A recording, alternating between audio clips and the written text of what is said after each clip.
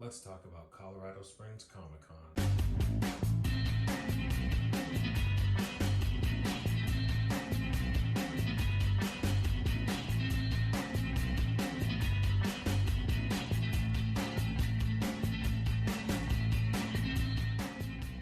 For those of you that watched the Free Comic Book Day episode a little bit earlier this year, you may have heard me discuss how Free Comic Book Day was like a little slice of Comic-Con at each and every store that I went to.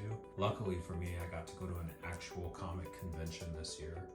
August 2021 brought the return of the Colorado Springs Comic Con.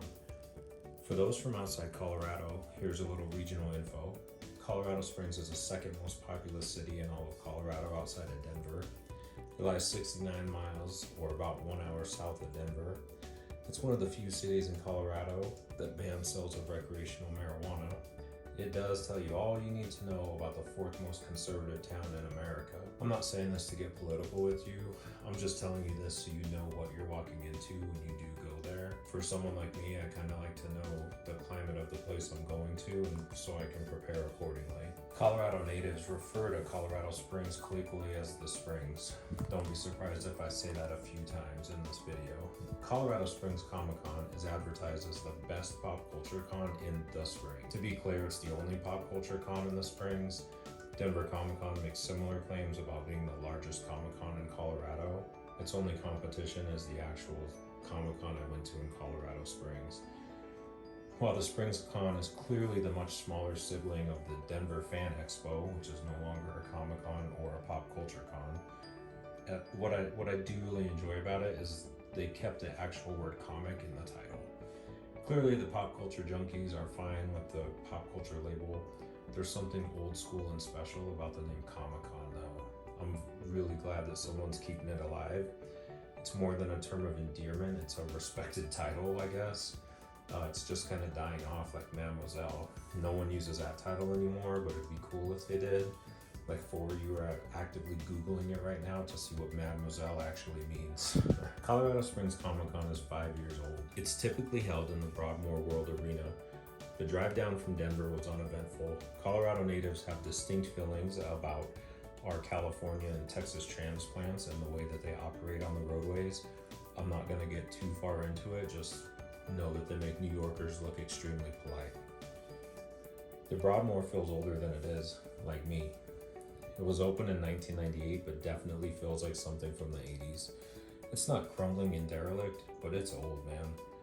The line wrapped around the building for entry at 11 a.m. The venue opened at 9. This was a testament to the popularity of the event and not a reflection of poor staffing. The line actually moved very quickly. Security checks were quick and easy.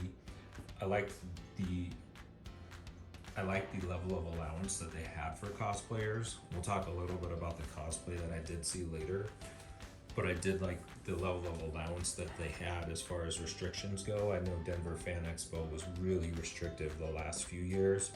It made the cosplays, they suffered because of it. Once inside, there was no map that I could find. We did get a program, it was bare bones. It didn't list where any of the guests were. It kind of lists, later I saw a map that kind of listed where things might be, but there was no actual map to know that this guest was in this area. That's a bit frustrating and hopefully something they improve on next year. One of my primary goals was to go see Jay Lee, possibly get some sketch work done, if not a couple items signed. After my first lap of looking for Jay Lee through the entire convention, a staffer told me he had an emergency and couldn't make it that day. I could have figured that out much earlier and got on to other things if I had just had an adequate map. I will say, I did not download the app. The app for the convention may have had a better map. I feel like the printed program though should have an adequate map if you're gonna hand it out. Oh well, hopefully Jay Lee will make Denver's Comic Con later this year as he's advertised to do so. I spent my second loop through no longer searching for a single guest, but really taking it all in and enjoying the atmosphere. I love Comic Cons. Just being there is magical for me. I could walk the con floor repeatedly through the day for hours on end. I could look at every booth 10 times over and just enjoy the artwork, enjoy the products that they have for sale, enjoy the people, the entire atmosphere, the entire event. I am a comic book nerd. My dad taught me to read with comics. I have them tattooed on my body. I spend hours a week on reading comics, arguing about comics. I love comic books, so Comic Cons for me are just great events where I could spend all my free time. My son, who got his first job this summer, he spent his $300 that he hadn't saved up so far on every print he could find to line his basement den. My youngest son found a prop gun and a crystal knife of all things, and they parted ways with he and his cash pretty easy. I picked up a great piece of original art by a local artist. His name's Anthony Apodaca. He also had a work in progress on a Captain Marvel blank cover that I purchased as well. When I have that finished piece, we'll definitely show it here on the channel. The Cap piece is stunning. It captures everything about the reveal of Cap holding Mjolnir in Endgame. I'm a huge nerd, and that scene nearly brings me to tears. I'm not kidding. The second the camera pans over to him holding the hammer, for me, I'm someone who knew he could pick up the hammer, right? I knew that's what was happening in Ultron. For everyone who's just kind of introduced to them through the movies and wondered if the hammer moved or if he could pick it up, for me, I knew it. And so that scene for me is just iconic. Having it in a comic with this quality of art is phenomenal. This piece looks great in pictures. It looks so good in person, guys. I can't tell you how great this is. He earned a fan for me. I'd seen this piece on Facebook before, actually, when he posted it. When I saw it in person, I couldn't stop thinking about it. I walked a whole lap through the building after seeing it and kind of debating picking it up, and all I could think about was getting back there to get it. You can check out his other work on Instagram at A1'sMK. I will link it on the screen and in the comments.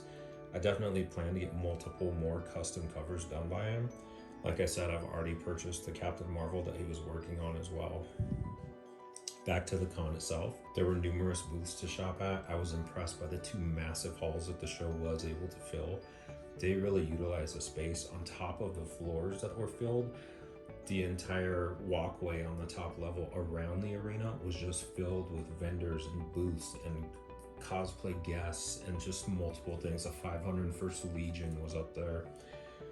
Most important, throughout the venue, there was an actual ton of comics for sale.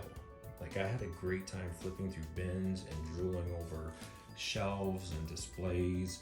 It was awesome just to see all of these comics for sale out there at a convention again. Denver Comic Con, they really kind of shoehorn the comics vendors into this little corner, and you may have the 4 or 5 biggest shops in town, and it's hard to find like these smaller vendors who have these hidden gems just waiting there for you to pick them up.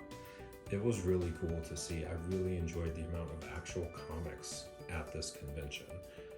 They definitely didn't just have it in the name to have it. They really were about the comic books, and I really appreciate that. I did run into several grifters. It's unfortunate.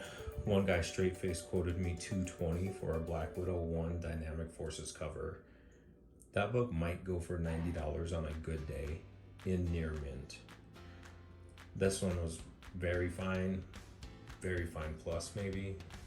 Another vendor had a Vengeance 1 first appearance of America Chavez for around $200 also. While I was looking at it, I explained to my wife what I look for in comics and kind of pointed out what a spine tick was and a corner crunch. The book had a crunched right lower corner and multiple color breaking spine ticks. Luckily, I'm fairly knowledgeable on where books I'm looking for sell on eBay. Other people might not have been so lucky. The venue's thick concrete walls kind of kill all cell signals, so I'm sure more than one unlucky sap got ripped off. It's unfortunate that people still do this in this day and age. I understand it's your product and you can sell it at the price you want. This is one reason that people who hate grading services, this is one reason they're so important. A lot of people may not know what to look for. A lot of people getting into the hobby may not know what a color breaking spine tick is or how much it can affect value. They see a big near mint sticker on there from a vendor and they just kind of accept it as the vendor being honest. And unfortunately, there's still people in this industry where you can't do that. It's again, it's unfortunate, but it is what it is. I don't want to dwell on that too much. I really had a great day at this convention, and that's really what I'd like to focus on.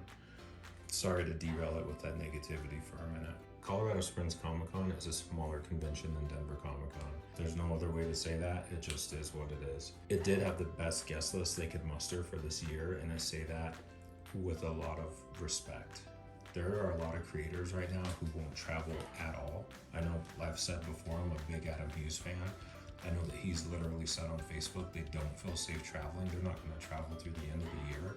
And I think a lot of creators are doing the same thing. The fact that they got the number of guests there that they did, who did show up, and that's not a knock on Jay Lee, family emergencies happen. I'm just saying the people who were scheduled, that they were able to schedule, was pretty amazing in this climate. It was really a testament to them really wanting to put on a good show, so I really want to give kudos to the organizers. And it was cool to see a lot of them there. Bill Moseley was there, John Moxley was there. It was interesting to see how much smaller John Moxley looks in person. Please don't tell him to his face I said that. It was cool to see the AEW title that Britt Baker had sitting out on the counter. And the number of comic creators that were there were several creators, not even just the smaller independents that you run into, which I'll talk about in a minute, but some of the larger creators who had worked on major DC and Marvel books, who I wasn't necessarily a huge fan of. If I hadn't run into these other books by a local artist, I was going to go back and get some sketch covers done by these guys, and so it was really cool to see what they had there.